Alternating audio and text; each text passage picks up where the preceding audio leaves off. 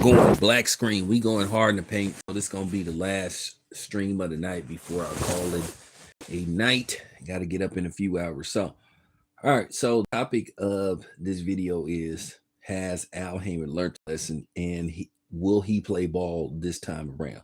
And what I mean by play ball, cooperate, stop trying to outsmart and outmaneuver everybody, and basically participate in trying to bring the best fights that can be made. Now, in case you haven't heard, now I reported this from a different perspective. Now, Rick Glazer, you know, I want to give him his credit, reported that the PBC may have investor that's interested in investing in the PBC. Many people believe that the PBC is on life support and that the PBC may be out of business by year's end or within the next year due to the fact that they don't have any type of network deals that's long term,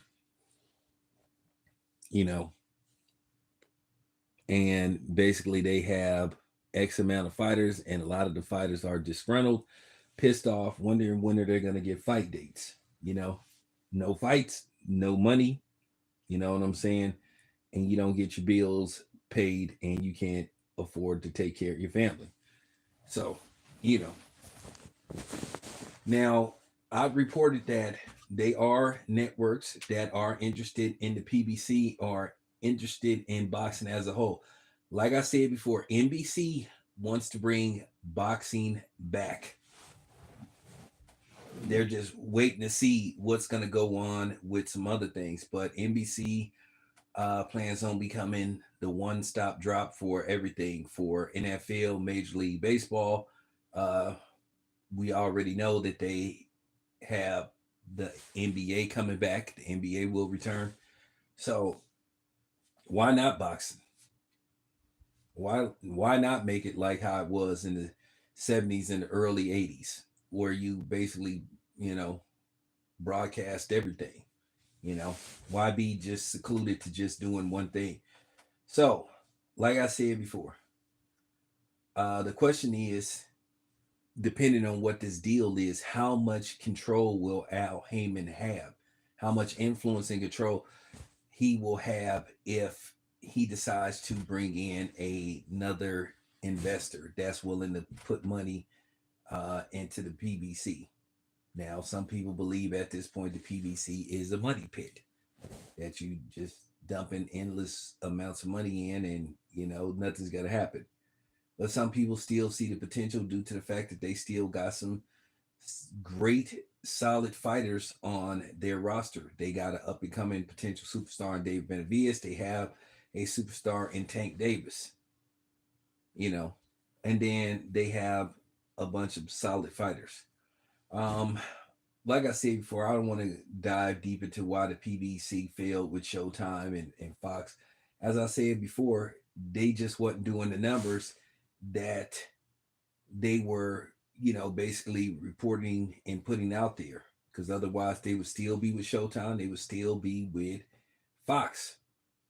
I think one of the biggest mistakes that they made, and this is not a knock on him, but people gonna take it as I'm trying to attack him. But you know what? So be it. I think one of the mistakes they made was trying to build Errol Spence as a pay-per-view star. Errol Spence just didn't have the personality. You know, he didn't have the personality. He didn't have the swagger that you could try to promote as a pay-per-view star or must-see TV. You know, he could fight on pay-per-view every once in a while, but he wasn't a dude where every fight should have been put on pay-per-view. And then the thing was that you had these people celebrating him doing 200,000 pay-per-views. Like that was just a big number. And I just found it funny. But these were the same people where Bud was doing 150. They were making it look like that was a flop and everything. Well, 200,000 pay per views ain't exactly a smash hit. So Errol Spence wasn't that too far off Terrence Crawford. But, you know, that was just one of the problems that you saw with the PBC. I think that was one of the biggest mistakes they made. Now, they struck gold with Tank, but Errol Spence, he just wasn't a dude that you would just beat down doors to watch fight or pay top dollar to watch fight on TV or let alone pay-per-view. Good fighter, but you have to ask yourself, is he a constant pay-per-view star? And that question still surrounds Canelo because Canelo ain't been raking them in. If you really want to get technical by Canelo standards and based off the fact how much money he makes per fight, his pay-per-view numbers don't justify him getting paid what he gets paid per fight.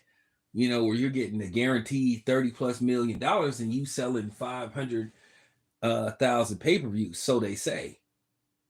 And then some of the fights, they never released the numbers. So obviously those numbers were in all likelihood disappointing. So don't think that I'm just singling out Errol Spence. Canelo ain't been raking them in like he used to, or if he ever. Because Canelo, to me, I think the only fights that he had that did over 1 million pay-per-views was the two Triple G fights in Julio Cesar Chavez Jr. Caleb Plant did solid. I think Caleb Plant did like 800,000, but Canelo ain't been bringing them in. You know, he ain't been bringing them in like he's supposed to. And that's why people are laughing and being realists when he say $200 million to fight David Benavidez. That would be a flop. Like I said, who's willing to invest that kind of money in Canelo?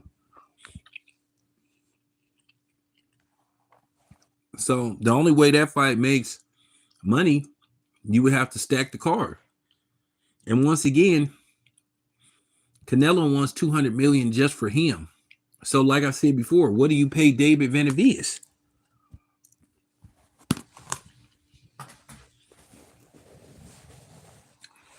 You can't sit up there and justify giving Canelo $200 million and you give David Benavidez like $1 million or two. It would be insulting if David Benavidez got under 20 million to fight Canelo. So once again, there goes the money.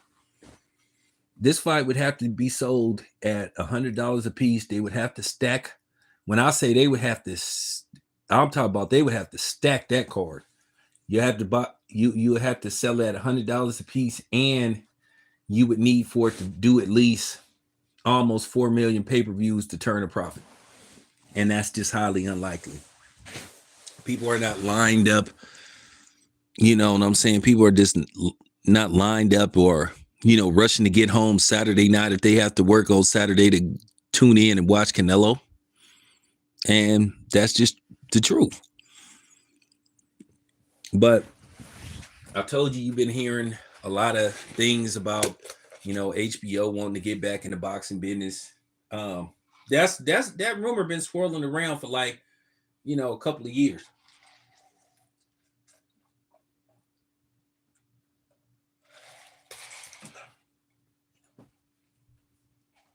But the problem is why that might not be all the way true. HBO is still under the Warner Brothers umbrella, and HBO is owned by Warner Brothers Discovery. And that David Glassgoff guy, he seemed to be a tight ass and a pain in the ass when it comes to working with, because he let the NBA walk away, and he said he didn't need the NBA. So we'll see what happens. But, you know, at the end of the day, all decisions still get made through Warner Discovery. Now, if Glassgoff is willing to step aside and let the powers that be at HBO put something together, we'll just have to see. But I don't know.